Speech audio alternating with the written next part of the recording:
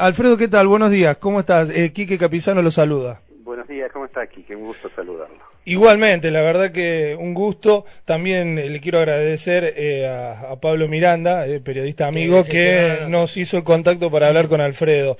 Bueno, Alfredo, ¿por dónde arrancar a explicar esta situación? No, nosotros venimos hablando bastante de lo que es el tema y aparte uno da noticias de los distintos medios de comunicación, algunos lo explican de una forma, otros de otra, pero para que lo entienda la gente en común, ¿no? Esto de los fondos buitres, que se habla tanto y que hoy, bueno, pone a la Argentina en una situación bastante complicada. Uno cuando dice buitres no creo que sea nada bueno, pero para explicarlo un poquito a la gente.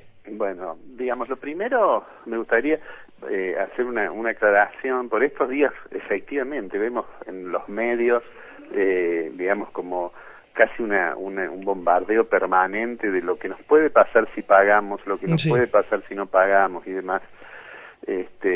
Sobre el final yo voy a decir cuál es mi impresión sobre cómo va a seguir la situación, pero para hacerlo, digo, más o menos sencillo, digamos, esto viene básicamente como consecuencia de que en su momento Argentina, cuando no cumplió con el pago de la deuda, el default es eso básicamente, es decir, bueno, no puedo pagar la deuda, hizo digamos, en determinado momento, que fue 2005 y 2010, hizo una convocatoria a los acreedores planteándoles que les cambiaba los bonos a cambio de una reducción de la deuda, digamos, ¿cierto? Es decir, dice, yo debo 10, si usted me acepta un nuevo bono que sí lo voy a pagar, hágame un descuento, una cosa parecida a lo que a veces ocurre, aunque no hay una ley para convocatorias de acreedores y quiebras de los países soberanos, pero una cosa parecida a lo que ocurre cuando una empresa cae en cesación de pagos y tiene que llamar a los acreedores y decir, bueno, a ver cómo arreglamos para seguir funcionando, ¿no? Bueno, de esa manera surgió en el 2005, después en el 2010, digamos, unos bonos, algunos de los cuales tienen dos puntos sobre los cuales se está hablando mucho ahora.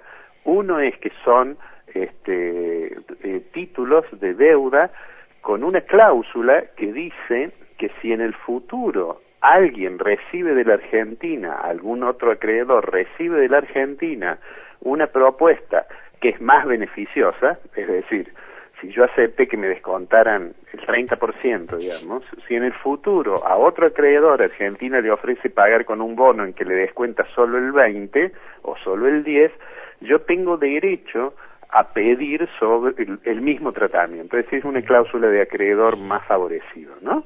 Eso es lo que se menciona ahora como cláusula Rufo, por las letras que en inglés quiere decir el derecho sobre una oferta futura.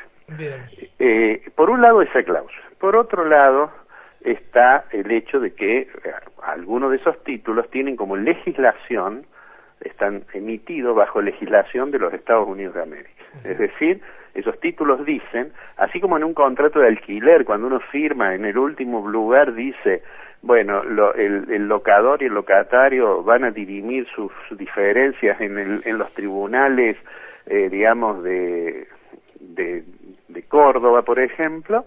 Estos dicen que la sede para litigar es la justicia norteamericana, el juzgado en Nueva York, ¿no? Bueno, hecho esta aclaración, digamos, ¿qué es lo que pasa ahora? Cuando en su momento los acreedores aceptaron el cambio de bonos, hubo algunos que no. Estos son los que se llaman los fondos buitres, es decir, son fondos que cuando un país cae en default, es decir, cuando un país no puede pagar, el valor de sus títulos se derrumba, y un título que dice $100 a lo mejor se puede comprar en $15. ¿Por qué? Porque el que los tiene dice, esto no lo voy a cobrar nunca. El fondo lo compra porque tiene dos cualidades ese fondo, dos fortalezas, digamos. Una, que tiene plata para aguantarlo, y la segunda, que tiene tiempo para litigar, que está ligado obviamente a tener plata también. Entonces iniciaron un juicio, ese juicio ya lleva como una década en algunos casos, es el juicio iniciado en la sede del juzgado de Nueva York del juez Griesa. Lograron un fallo, bueno, se fue apelando, no vamos a hacer toda la historia procesal, lo concreto es que Griesa en un momento dado dijo, mira, a estos señores que tienen estos bonos, que son los bonos viejos, porque hay gente que no aceptó cambiarlo por los nuevos, o porque directamente los compró para hacer el juicio, A esos señores usted le tiene que pagar el 100%, ¿no es cierto? Argentina peló la Cámara, porque lo que es importante saber es que no es que Griesa falló en contra de Argentina, falló en contra de Argentina Griesa, falló en contra de Argentina la Cámara de Apelaciones, y no falló, digamos, se abstuvo de aceptar el caso la Suprema Corte de los Estados Unidos. Cuando eso ocurrió, quedó firme la sentencia de la instancia inferior. Sí, ahí la Cámara falla en contra, y el juez también, porque ven a Argentina como como no tienen voluntad a arreglar la deuda, o por qué se falla en contra en esas situaciones. Yo creo que el fallo original de Griesa es un fallo en el cual dice, bueno, este señor tiene un papel que dice que usted le tiene que pagar $100, págueselos, ¿no? Los argumentos de Argentina fueron sucesivamente, bueno, no, yo reestructuré, yo cambié por otros bonos, en fin, una serie de... Logró en determinado momento Argentina, como estaba apelando, una medida que vendría a ser como una medida cautelar, una medida de no innovar, digamos, una medida que dice, mire, usted tiene una sentencia a su favor, un señor, para cobrar, pero que no se ejecute la sentencia porque yo estoy apelando, ¿no? Esa figura que también la estamos escuchando por estos días, se llama stay en inglés, que es que el juez dice, bueno, esta sentencia está firme, pero todavía no la ejecute, si todavía no puede embargar, todavía no puede hacer nada hasta que esto se resuelva.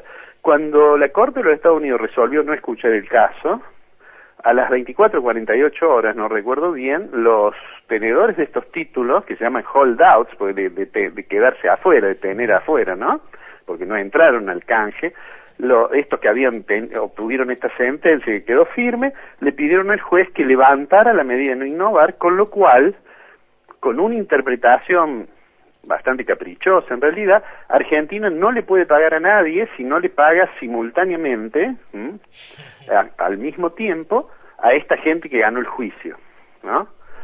Y entonces, bueno, lo que sucedió fue que Argentina vencían algunos intereses, depositó una determinada cantidad de dólares en un banco, que es el New York Mellon, para que el banco le pague a los que habían aceptado el canje, y el juez le dijo al banco, usted no puede pagar, porque hay una sentencia mía que dice que Argentina no le puede pagar si no le paga a esta gente que ganó el juicio.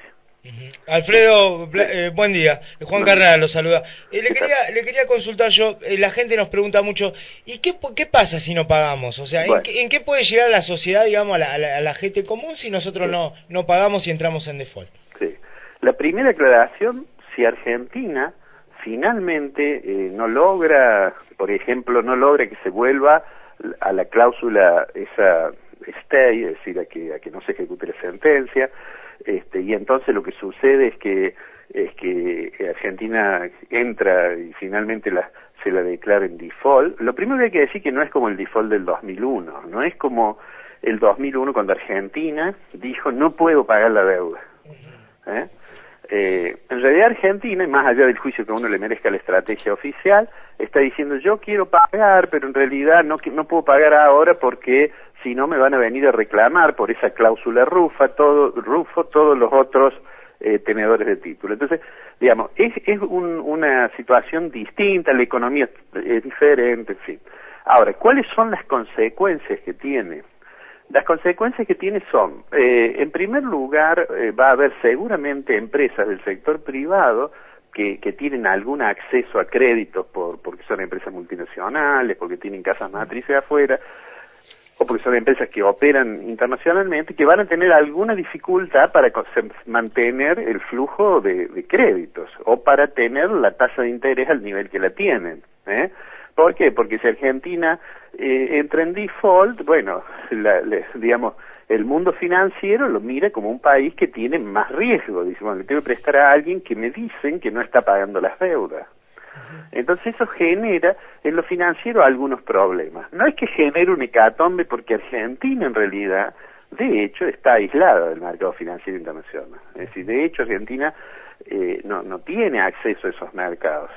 Cuando uno se pregunta por qué el gobierno, que tiene un discurso a veces muy intransigente en los últimos meses arregló con las empresas que le habían hecho juicio en el SEADI a las que le había dicho que no les iba a pagar. Arregló con Repsol y le pagó a Repsol cuando decía que a lo mejor no le íbamos a pagar mucho porque le íbamos a descontar el daño ambiental. Arregló con el Club de París una deuda de 6.000 millones reconociendo el interés punitorio por 3.000 y pico millones más. Y ayer le pagó adelantada la primer cuota al Club de París. Se trató de amigar con el Fondo Monetario Internacional diciéndole que iba a hacer un nuevo índice de precios, el índice de precios nacional urbano, que la metodología se la mostró a los técnicos del fondo más que a los especialistas de Argentina. Cuando uno dice por qué estaba recorriendo ese camino Argentina, que parecía ir a contrapelo de algunos de los discursos oficiales, es porque Argentina claramente llegó a una situación en que tiene una carencia de dólares que le limita las posibilidades de crecimiento. Tiene una cuenta de energía que todos los años le significa más de una decena, más de 10.000 millones de dólares, digamos, y que no digamos, no puede emitir dólares Argentina. Entonces empezó a recorrer un camino que parecía que iba rumbo a decir, bueno, he arreglado el frente externo y voy a salir a tomar algunos créditos para tratar de sostener el nivel de actividad. Bueno, ese camino, yo creo, suponía que con los holdouts íbamos a arreglar el año que viene. Es decir, cuando ya no hubiera la cláusula esa que nos trae problemas, la cláusula Rufo. En realidad eso no ocurrió, se sorprendió todo el mundo, me parece que el gobierno no lo esperaba, que la Corte de los Estados Unidos dijera, no me voy a abocar al caso. Todo el mundo estaba esperando que la Corte dijera, me voy a abocar al caso, y eso nos llevaba al año que viene, o que le pidiera un informe al Procurador del Tesoro de los Estados Unidos, y eso nos llevaba al año que viene. Eso no pasó. Y entonces quedó, digamos, en esta situación. La situación de Argentina, los problemas de Argentina, más allá de este problema de los holdouts, en realidad existen al margen de esto. Es decir, a principio de año el gobierno tomó decisiones de política económica, como fue la devaluación, la contracción monetaria, el aumento de las tasas de interés, que venía diciendo que no lo iba a hacer. Pero se vio forzado a hacerlo, y entonces, vuelvo ahora al tema de los holdouts. Entrar en default seguramente complica más ese panorama. No es que se termine el mundo pasado mañana, pero obviamente le genera una situación en la cual una de las variantes que tenía el gobierno para tratar de sostener la política económica, que era retornar, a alguno de los mercados internacionales para financiarse, bueno, eso no lo va a tener si entra en default. Además, el otro elemento que es muy importante es que una situación de ese tipo genera expectativas muy negativas sobre el futuro. Claro. Porque inmediatamente vamos a ver que va a haber gente que va a decir, bueno, algunos de los tenedores de la deuda reestructurada, es decir, no de estos que hicieron juicio, sino de los que aceptaron la reducción de deuda y tienen que cobrar, si por alguna razón no cobran, porque supongamos que hay embargos o lo que fuera, pueden reunirse y tomando un número determinado, que es más o menos el 25%, pueden presentarse y decir, no, bueno, usted ahora me tiene que pagar no solamente lo vencido, sino esto que va a vencer. Es como cuando uno tiene un crédito y dice, si usted entra en mora, la deuda pasa a ser como de plazo vencido. Claro. Es decir, se complica obviamente el panorama. Argentina este año tiene un año de caída del nivel de actividad, donde con los niveles de tasa de interés, claramente ya se percibe que hay muchos sectores que han visto caer sus ventas, hay dificultades que naturalmente van a llegar al mercado de trabajo, algunas de ellas ya las vemos. Bueno, es un panorama en realidad complejo, ¿no? Complejo. Sí. Ahora, no es que, a veces yo tengo la sensación que el mismo gobierno ha generado la sensación de que es una cosa terrible el día después. Y en realidad no es terrible, lo que pasa es que no es bueno, sería mejor que eso no ocurriera, obviamente. Sí. Bien, para ir aclarando un poquito, antes que usted me cuente cómo piensa que puede seguir esto, y cómo puede seguir afectando, ¿no? Más que todo la gente se preocupa porque es lo que nos pasa a muchos, por ahí no se preocupan a nivel país, sino lo que le puede pasar en el bolsillo a cada uno, que eso por ahí no es bueno, pero a la gente por ahí le interesa. Pero digo, Argentina entra en esto porque en algún momento contrajo una deuda y en algún momento algunas autoridades decidieron no seguir pagando, ¿no? Recordemos el problema del 2001, que es cuando Argentina entra en el default. Entre esas transiciones de gobiernos algunos decían, yo no voy a pagar más la deuda, después entró Kirchner y dijo, sí, lo vamos a pagar, y por eso se llega también a este tipo de arreglo. Digo, porque llegamos a esta situación porque en algún momento alguien hizo las cosas mal. Pero digo, ¿cómo puede seguir hoy la situación esto de hoy para adelante, ¿no? Porque vemos que Argentina quiere pagar, del otro lado dicen que, bueno, lo que se está explicando usted recién, ¿cómo puede seguir la cosa para adelante, Alfredo? Yo creo, bueno, hay un tema de naturaleza así bien técnica del derecho internacional y del derecho de los Estados Unidos, que eso obviamente es un tema de abogados. Pero si uno se pone a pensar en términos de cuáles son los intereses de las partes, digamos, obviamente el juez Griesa, yo supongo que no le debe resultar muy grato que cada 24 horas desde Argentina, estén hablando de él y no precisamente bien. Él debe, supongo, aspirar en algún momento a cerrar el tema y decir, bueno, logré que este tema se cierre. Supongo yo que la Special Master que han contratado, que además no es nada barato, debe también, pienso yo, debe tratar de quedarse tranquilo cobrando los honorarios que cobra, resolviendo el tema. Ahora, de las partes que están en el litigio, es decir, de los fondos estos de cobertura o fondos buitre de un lado y de Argentina de otro, yo creo que, bueno, a Argentina no le conviene, me parece a mí, entrar en una situación de default. Ha habido un memorándum que se filtró, que dicen que era reservado y que en realidad no se desmintió, de los abogados de Argentina en New York, que dicen que no sería mala idea defaultear toda la deuda. A mí honestamente eso me parece un disparate, porque defaultear toda la deuda nos va a poner de nuevo durante años en situación complicada. Pero lo que creo yo es que a Argentina no le conviene llegar a una situación de ese tipo, y sí le convendría, por ejemplo, decir, bueno, yo tengo esta restricción por esta cláusula que yo interpreto me puede perjudicar, que es la cláusula esta de acreedor más favorecido, pero estoy dispuesto a cumplir la sentencia, porque de lo que se trata es de un fallo que está firme, a cumplir la sentencia, pero déjeme que la cumpla el año que viene. Del otro lado le dicen, bueno, yo no le creo, porque usted muchas veces ha dicho que no va a pagar, o nos ha hecho distintos artilugios. Incluso en un momento dado, casi oficialmente, se dijo que Argentina estaba estudiando, recuerdo que Axel Kicillof dijo, esto está muy bien estudiado, estudiando cambiar el lugar de pago para los bonistas que habían aceptado, cosa que Griesa no llegara con su mano a embargar los fondos. Pero, pero de todos modos, del lado de los holdouts, obviamente que compraron los títulos regalados y que ahora tienen una sentencia que dice que van a cobrar el 100%, creo que les interesa cobrarlo.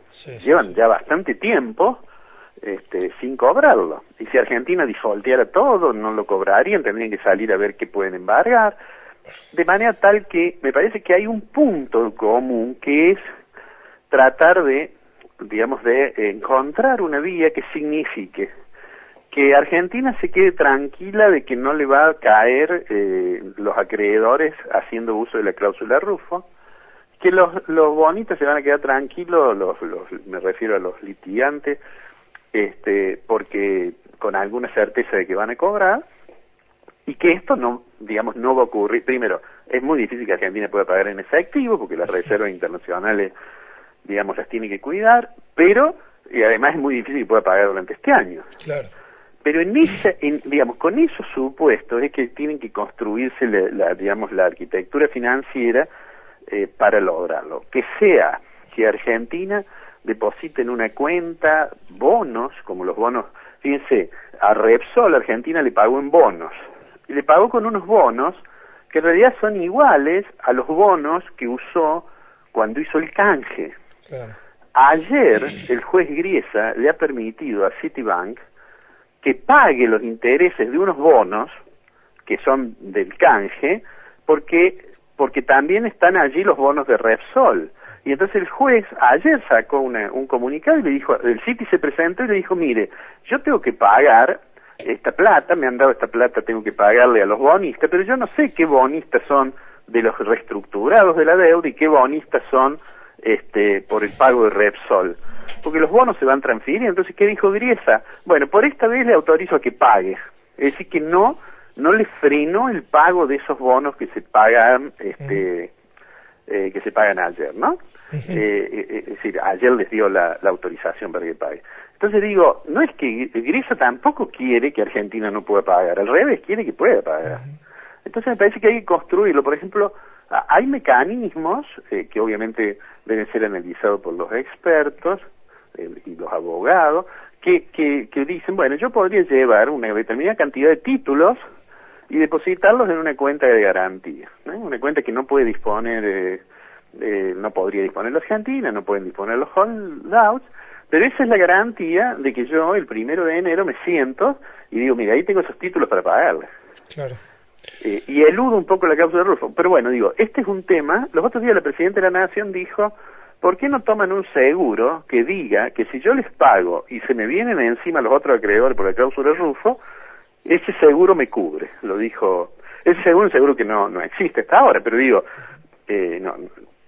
no sé si algún banco estaría dispuesto a tomar ese riesgo, pero digo, hay mecanismos, hay muchos mecanismos en el sistema financiero, hay muchísimos mecanismos, a través del cual se puede lograr cierta arquitectura que nos evite caer en esa situación.